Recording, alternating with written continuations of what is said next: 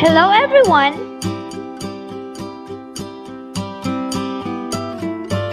Today, I am going to discuss about philosophical foundation of education.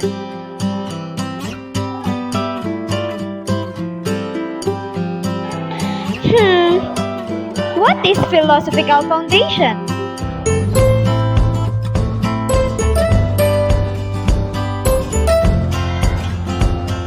The philosophical foundation helps determine the driving purpose of education as well as the roles of various participants, while all foundation propose to set goals. Curriculum philosophy presents the manner of thinking from which goals are created. Now, what are those philosophies?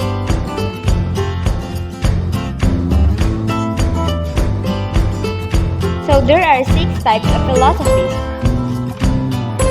realism, existentialism, perennialism, essentialism, progressivism, and reconstructivism.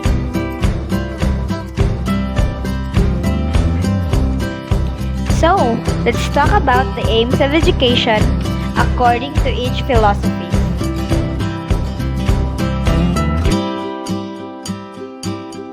The aim of education according to realism is to give to the pupil a complete knowledge and understanding of human society, human nature, motives, and institutions.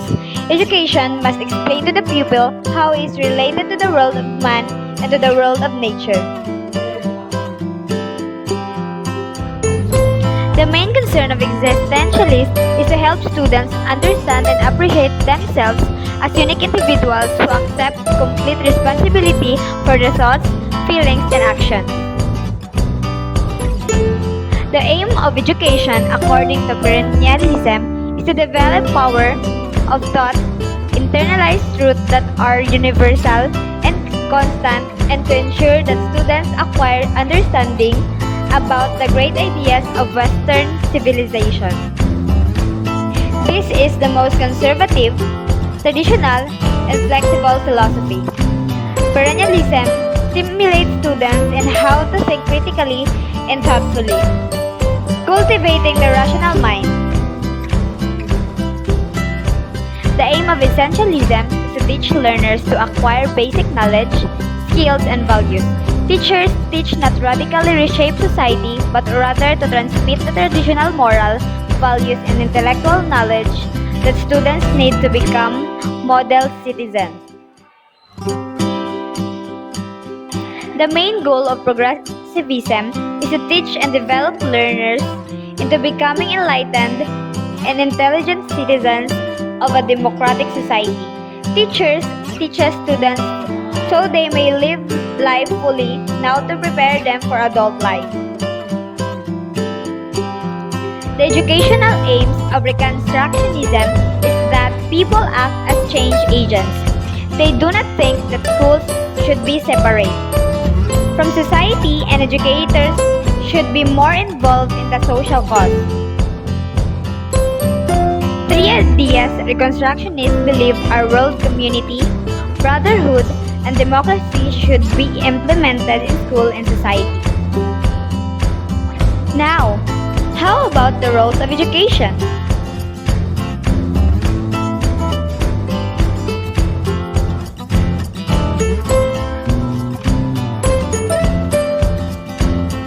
The role of education according to realism is to emphasize the role of the teachers in the teaching the students what they need to survive. Humanities are taught in ways that is conducive to cognitive development of the learners. Since existence precedes essence, the existentialist teacher's role is to help students define their own essence by exposing them to various paths they take in life and by creating environment in which they freely choose their own preferred ways. Since feeling is not divorced from reason in decision making, the existentialist demands the education of the whole person, not just the mind.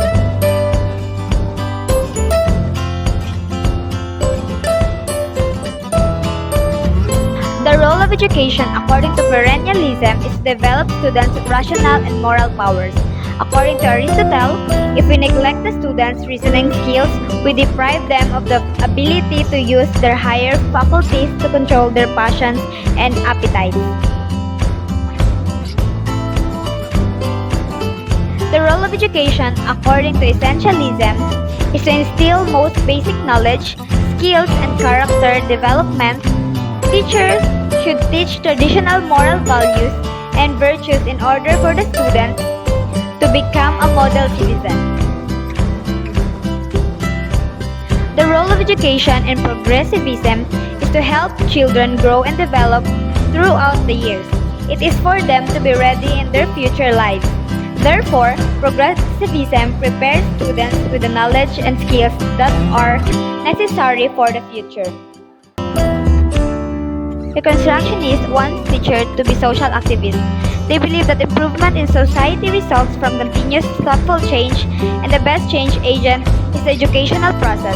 Teachers need to focus on critical issues and allow students to have active say in education.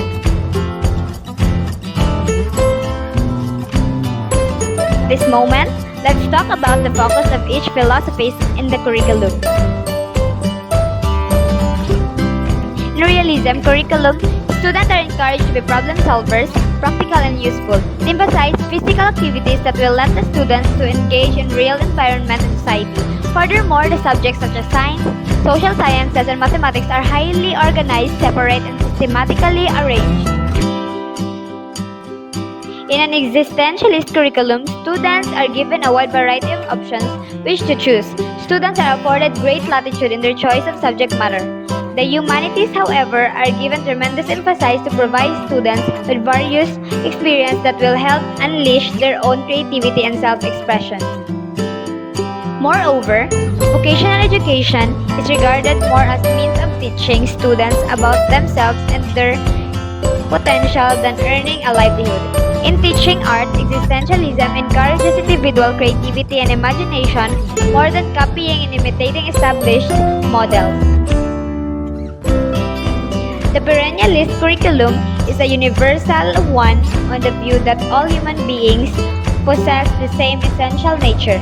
It is heavy on the humanities and general education. It is not a specialist curriculum, but rather a general one. Essentialist programs are academically rigorous. The emphasis is on the academic content for students to learn the basic skill or the fundamental arts, reading, writing, arithmetic, right conduct, as this is essential to the acquisition of higher or more complex skills needed in preparation for adult life. The essentialist curriculum includes the traditional disciplines such as math, natural science, history, foreign language, and literature. The subjects that are given emphasis in progressivist are the natural and social sciences. Teachers expose students to many new scientific, technological, and social developments, reflecting the progressivist notion that progress and change are fundamental. In addition, students solve problems in classrooms similar to those they will encounter outside of the schoolhouse. The curriculum should encourage students to use and apply what they learn. Half of the students' time is in the classroom and the other half is spent learning outside the school structure. Reconstructionism wants teachers to be internationally oriented and humanitarian in their own outlook. Now, let's move on to our last topic, which is about curricular trends. Realism methods of teaching emphasis on critical reasoning through observation. It supports accountability and performance-based learning. Education in realism should proceed from simple to complex and from concrete to abstract. Existentialist methods focus on the individual. Learning is self-paced, self-directed. It includes a great deal of individual contact with the teacher who relates to each student openly and honestly. To help students know themselves and their place in society, teachers employ values clarification strategies. The perennialist classroom are centered around teachers. The teachers do not allow the students' interests or experiences to substantially dictate what they teach. They apply whatever creative techniques and tried and true methods which are believed to be the most conducive to disciplining the students' minds.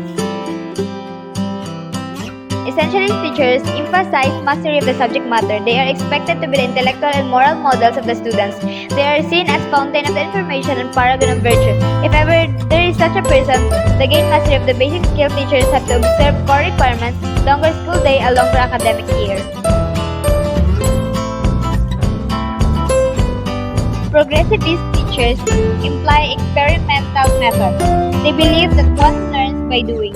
For J-vie, the most popular advocate of progressivism, book learning is no substitute for actual experience. One experimental teaching method that progressivist teachers heavily rely on is the problem-solving method. This problem-solving method makes use of scientific methods. Reconstructionism believes that students are shaped to fit the pre-existing models of living. Reconstructionists want to see people actively participating in educational methods than being passive. Students should participate in service learning to gain first-hand knowledge and experience community life.